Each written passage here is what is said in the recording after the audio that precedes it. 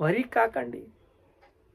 దేవుడు మిమ్మల్ని అతిగా హెచ్చించాలనుకున్నప్పుడు నాయకుడు ఉండవలసిన లక్షణాలు నాయకుడికి ఇస్తాడు. నాయకుడి యొక్క లక్షణాలు ఇస్తాడు. సమృద్ధిగా దీవించినప్పుడు ఓహో అందరూ బాగుంటుంది. కానీ కొంచెములో నమ్మకంగా ఉండేవాడు మరి ఎక్కువగా నమ్మకంగా ఉంటాడు. ఎందుకంటే దేవుడు మనల్ని ప్రేమించి మనల్ని జ్ఞాపకము చేసుకుని సాటిస్ఫైడ్ అవడు. రోషము గలవాడు మన యేసయ్య.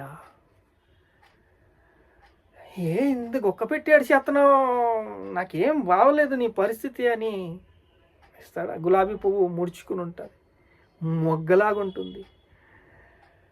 అది కోసేసుకుని ఊరంతా తిరిగేసి నాకు గులాబీ పువ్వు ఇచ్చేసాడు, నాకు గులాబీ ఇలా ఇలా ఇలా ఇలా ఇలా ఒడి తిరిగిపోతే పరిమళం రాదు, వాసన రాదు. దాని యొక్క శ్వాస పట్టణాలు పట్టణాలు పట్టణాలు పట్టణాలు పట్టణాలు పట్టణాలు పట్టణాలు పరిమళించాలి. రాష్ట్రాలు రాష్ట్రాలు రాష్ట్రాలు రాష్ట్రాలు రాష్ట్రాలు రాష్ట్రాలు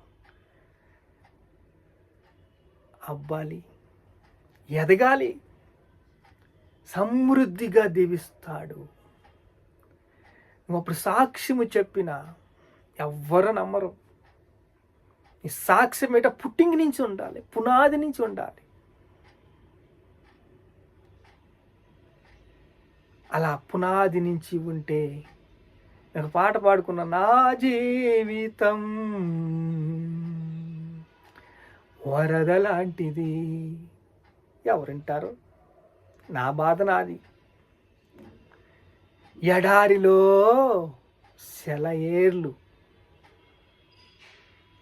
అభిషేకం ప్రవహిస్తుంది, అది ఆగదు, పరిగెడుతూ ఉంటుంది.